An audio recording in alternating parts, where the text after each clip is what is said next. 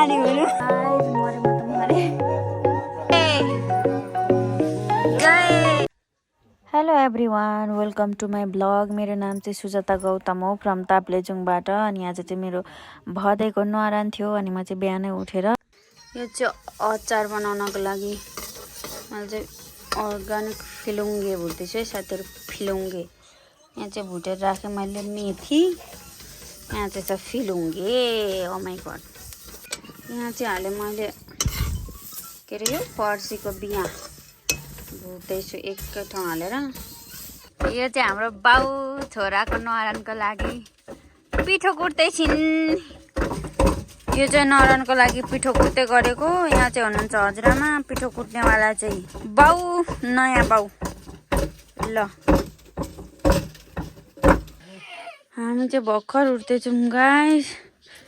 मम्मीले चाहिँ रोटी पोलिसक्न लाग्नु भएछ। यो चाहिँ हाम्रो रोटी कतिखेर थाल्नु भएको? छैन छैन नचढाइ खानु हुँदैन नि। हामी चाहिँ भर्खर उठ्दैछौँ के फेरि। वाह हेर छोरी रोटी अब डेढले चढाएपछि खाने ल।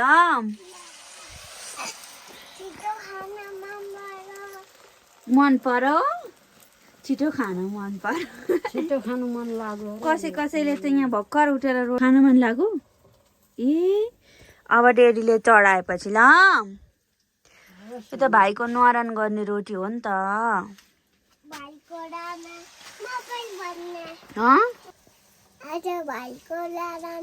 लारान हो। ल आमा नि भनिदिनु अरे नि त बुझ्यो। आज भाइको लरन हो। आज भाइको लरन मेरो नातिको नरन आज रोटी पोल्दैछु। ल जाउँ छोरी हामी पर काम गर्न। अनि मलाई चाहिँ आलु छान्ने काम परेको छ।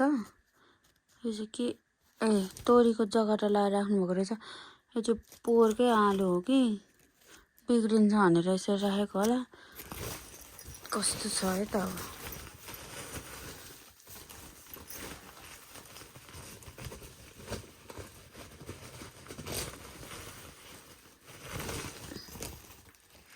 कति राम्रो रहेछ हेर त। पोहोरको आलु हो यो चाहिँ। यसलाई चाहिँ अब छानेर पखालेर केलाएर गर्नुपर्ने छ। ल म चाहिँ अब रेडी हुनु लाग्यो। म रेडी भइसकेपछि देखाउँछु ल। I am ready guys. तर के गर्नु साडी मात्रै लानु हुँदैन, हिँड्न नि अप्ठ्यारो। यस्तो गरेर अब यस्तो गरेर गर्नुपर्ने हुन्छ धन्दा। यति राम्रो भएर के गर्नु, धन्दा गरी परिहाल्छ। बनाउँ भनेको लाउ यो साडी। I'm done. यस्तो गरेर यस्तो गरिन्छ, भाँडा मस्काइन्छ। गाइज हाम्रो चाहिँ न्वारान सुरु भइसकेको छ। अहिले चाहिँ यहाँ हुनुहुन्छ गुरु, यहाँ हुनुहुन्छ डेडी। यो चाहिँ हाम्रो बेबीको लुगा पूजा हुँदैछ साथीहरू। यो चाहिँ पूजा गरिसकेपछि मात्रै लगाउन मिल्छ।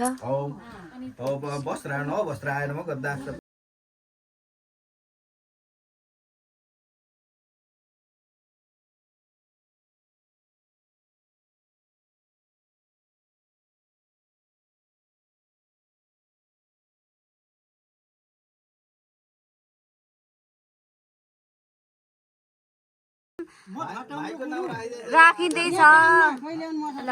82 साल चुडामणि शर्माणा दीर्घ पहिलो पुत्र हुनु होइन। अब चोक चुडामणि नाम राख्नु भयो ल। सुन्ने गरी आज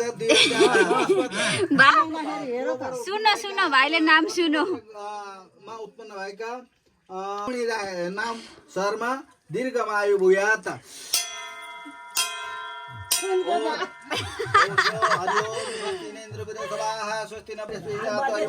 बजेन रे ठुली मम्मीले दह्रो बजाउने बेला हो। थाल्छ के राखिदिए यस्तो नराम्रो भन्थे होला। ए ठटाउने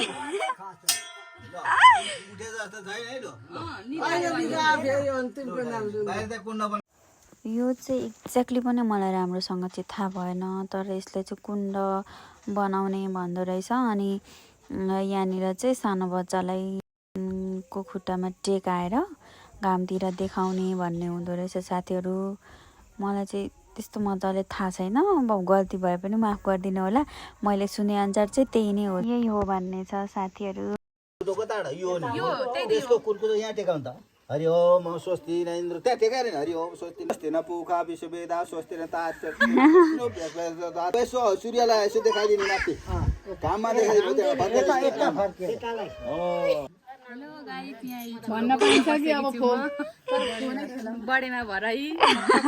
एकदम खुसी।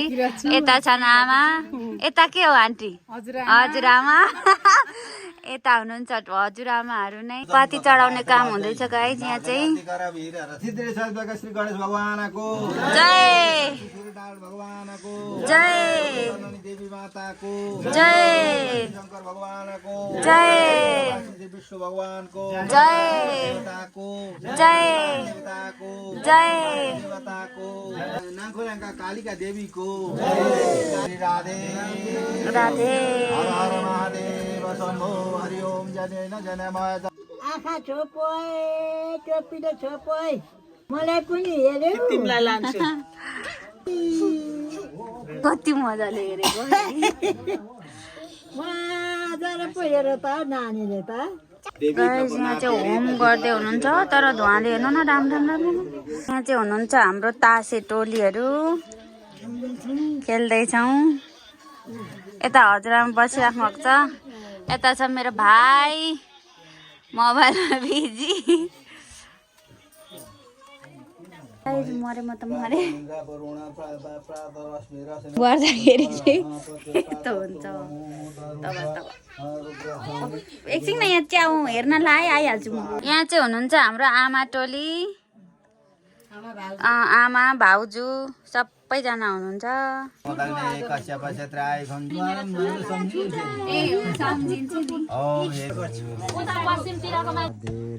छोरी पढोस् ज्ञानी होस्, कहिले कहिले बाबुलाई पनि चिताको पुगोस्। पैसा चाहिँ भोलिपर्सि दिनु कि आजै दिनु? हुन्छ मलाई पछि 10 रुपियाँ दिनु। पैसाको खाँचो छैन। यो चाहिँ हाम्रो फ्यामिली। हेलो सबैजना। नुहारान सक्यो त, कस्तो लाग्यो नुहारान? राम्रै लाग्यो नि, कस्तो लाग्छ? राम्रो। पनाती पनातीको पो त पनातीको त्यही त होइन त? हो त। खुसी नातिको छोरो पनाति। सक्यो। बुबेउ कस्तो छ? एकदम। ल साथीहरू, आजको भिडियो चाहिँ यस्तै भयो। आज चाहिँ मेरो भदैको नुहारान थियो। मैले चाहिँ त्यसकै के भिडियोहरू बनाएको छु, त्यस्तो धेरै बनाउन पनि पाएन, अलिकति बिजी भयो। यस्तै भयो साथीहरू। आजको ब्लग चाहिँ मैले यहीँ एन्ड गर्छु। Like comment share and subscribe चाहिँ गरिदिनु होला।